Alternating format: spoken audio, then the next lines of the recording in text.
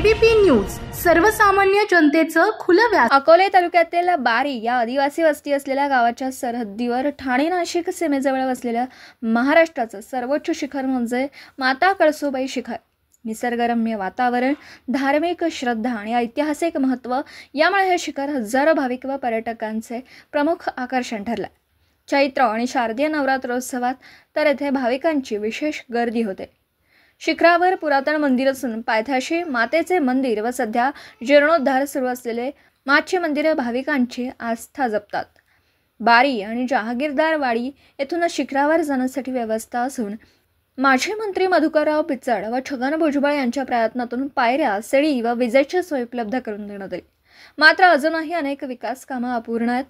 माजी पर्यटन मंत्री आदित्य ठाकरे यांच्या सूचनेनुसार कळसुबाई शिखर व माची मंदिर परिसर सुशोभीकरणासाठी सुमारे 1.5 कोटी रुपयांचा निधी मंजूर झाला होता, परंतु सरकार बदलल्यानंतर त्यावर स्थगिती आली।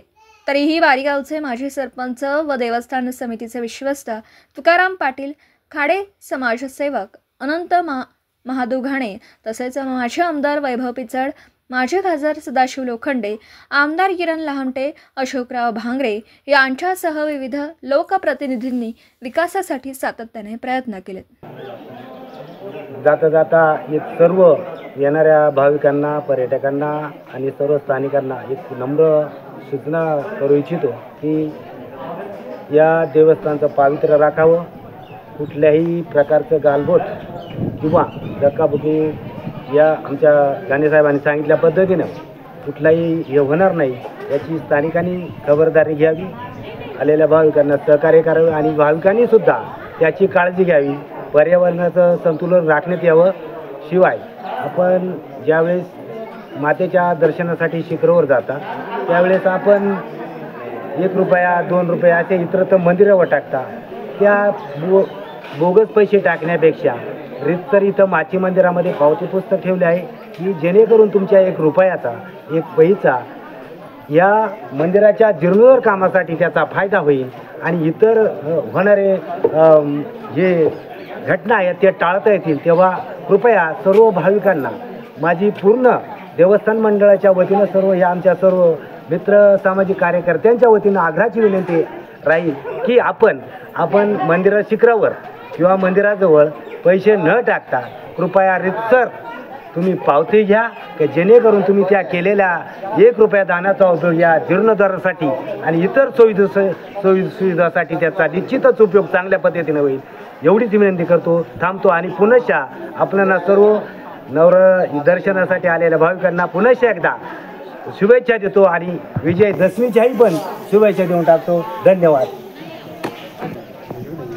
महाराष्ट्राचं एव्हरेस्ट समजलं जाणारं सर्वोच्च शिखर कळसुबाई नवरात्राचा उत्सव सुरू झाला आहे सालाभराप्रमाणे आणि भाविकांची गर्दी या ठिकाणी होते। खरं म्हणजे अकोले तालुका हा मिनी केरळ काश्मीर आहे। या तालुक्यातलं पर्यटन मोठ्या प्रमाणात आता वाढीस लागले। तरुणांना रोजगार मिळण्याच्याही आशा पल्लवित झाल्या।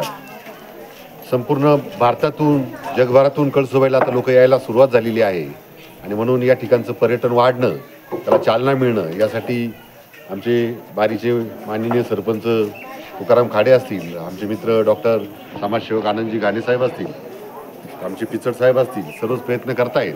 त्या सर्वांना साथ करण्याचं काम आपण सर्वांनी करावं। त्याचबरोबर या शिखराचा सर्वांगीण विकास झाल्यास पर्यटन नक्की वाढेल, त्याचबरोबर स्थानिकांना रोजगार मिळेल आणि कळसुबाईची महती देखील संपूर्ण जगभर जाईल असा मला विश्वास आहे। या निमित्ताने एकच आवाहन करतो का सर्व भाविकांनी कळसुबाईचं पावित्र्य राखावं, कळसुबाई शिखर सर करण्यास एकमेकांना सहाय्य करावं आणि भविष्यात रोपवे असेल किंवा मग हेलिकॉप्टर सेवासुद्धा या ठिकाणी जसं भारतातल्या अनेक ठिकाणी हेलिकॉप्टर सेवेने सर्वोच्च शिखरावर जातात तसं या ठिकाणी शासनानं सुरू करावं असं मी आवाहन करतो आणि सर्वांना नवरात्रीच्या शुभेच्छा देतो। धन्यवाद। माता शिखर ह्याच ठिकाणी नवरात्रोत्सव जो भरविला जातो, दरवर्षाप्रमाणे ह्याही वर्षी चांगल्या पद्धतीने कार्यक्रम चालू असून त्या कार्यक्रमाला जे येणारे भाविक आहेत, जे येणारे टुरिस्ट आहेत, महाराष्ट्राबाहेर जेवढे येणारे पर्यटक आहेत त्यांचं मी आमच्या भागाच्या वतीने, कळसूबाईच्या ट्रस्टच्या वतीने, ग्रामस्थ बारीच्या वतीने आणि सह्याद्री पर्वतातील चाळीसगाव डांगांच्या वतीने त्यांचं स्वागत करतो, अभिनंदन करतो. मी एकच आवाहन करतो की येणारे पर्यटक जे आहेत, येणारे जे नवरात्र उत्सवामध्ये येणारे जे भाविक आहेत, भक्त आहेत, यांनी कळसूबाई शिखरावर जाताना आणि येताना कळसूबाईचं पावित्र्य राखावं. येताना जे आपण कचरा आणणार आहेत, येताना जे प्लास्टिकच्या पिशवी आणणार आहेत, त्याचा निसर्गाशी जो घनिष्ठ संबंध येतो आणि त्याच्यामध्ये प्लास्टिकमुळं आणि कचऱ्यामुळं जी निसर्गाची हानी होती ती टाळण्यासाठी आपण सहकार्य करावं. जिथं जिथं डस्टबिन असतील तिथं बारदान ठेवलेले असेल अशा ठिकाणी एकत्र करून ते ठेवावं आणि ते ठेवल्यानंतर आमचे जे प्रशासन असतील, पोलीस प्रशासन असेल, आमचं वन्यजीव अभयारण्यातील प्रशासन असेल, सामाजिक वनीकरणाचं विभाग असेल आणि स्वयंसेवक आणि स्थानिक कमिटी असेल, स्थानिक मंडळी असतील, यांना सहकार्य करून आपण नक्कीच निसर्ग सौंदर्य नक्की बघावं आणि निसर्गाची हानी होणार नाही, कुठल्याही प्रकारे प्राण्यांची हानी होणार नाही याकडे कटाक्षाने लक्ष द्यावं. आणि येताना कळसूबाई मातेचं दर्शन झाल्यानंतर शिखरावर जाताना जिथं जिथं तुम्हाला कचरा दिसेल, जिथं प्लास्टिकचा कचरा असेल, बाटली असेल, आपण सहकार्याने कुठंतरी एकत्र जमा करून टाकाव्यात, जेणेकरून निसर्गाची हानी होणार नाही.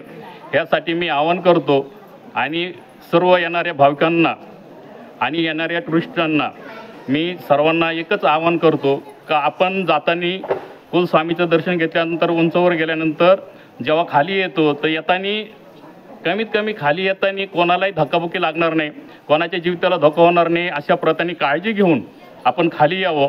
आणि जर एखाद्याला त्रास झालाच तर आमच्या स्वयंसेवी संघटना असतील, प्रशासन उभे असेल, पोलीस प्रशासन असेल, यांना कळवळ तातडीने तुम्हाला सेवा देता येईल. कारण ह्या काळामध्ये ज्यावेळेस गर्दी असते त्यावेळेस प्रत्येकजण धावपळ करत असतो आणि निसर्गाची हानी करत असतो. फुलं तोडणं, झाडं तोडणं हे कोणत्याही प्रकारे सर्व व्यवस्थित जाऊन व्यवस्थित येऊन निसर्गाची आपण शान राखावी असं मी सर्व बारीकरांच्या वतीने, पूर्ण आदिवासी आमच्या डांगपट्याच्या वतीने मी आवाहन करतो, थांबतो. जय आदिवासी, जय कळसूबाई, जय बिरसा, जय राघोजी.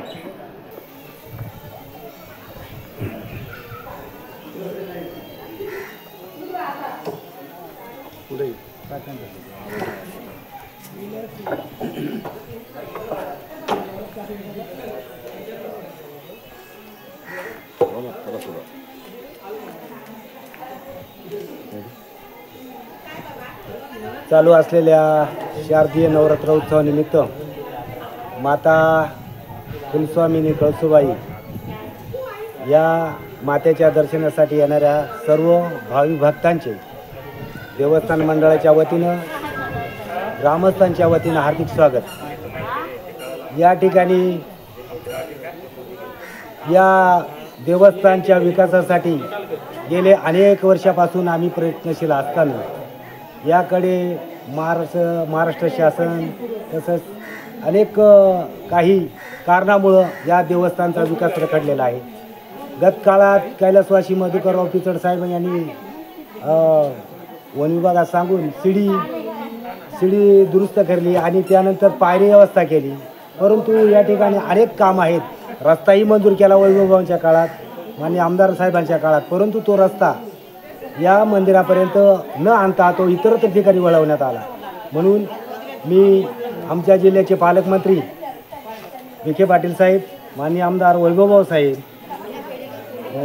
माननीय आमदार किरणजी लहामटे साहेब, माननीय खासदार वाकचौरे साहेब, तसेच युवा नेते अमित दादा भांगरे साहेब, धान्य दप्तर आनंद राणे साहेब आणि आमचे सर्व विश्वस्त मंडळ या देवस्थानच्या विकासासाठी हरेक तऱ्हे प्रयत्न करीत आहे. परंतु माननीय मुख्यमंत्री, उपमुख्यमंत्री यांना मी या नवरात्री यात्रा उत्सवानिमित्त असे जाहीर आवाहन करतो, नम्र विनंती करतो की ही महाराष्ट्राची अस्मिता, समाजाचे भूषण आणि अकोले तालुक्याची छान, नगर जिल्ह्याची हे पवित्र ठिकाण, या ठिकाणी या माची मंदिराच्या ठिकाणी, शिखर ठिकाणी अतिशय चांगल्या पद्धतीनं भरघोस निधी देऊन इथलं सुशोभीकरण असेल, सीडी मार्ग असेल किंवा गावात येणारा रस्ता असेल, लाईटिंगची व्यवस्था असेल.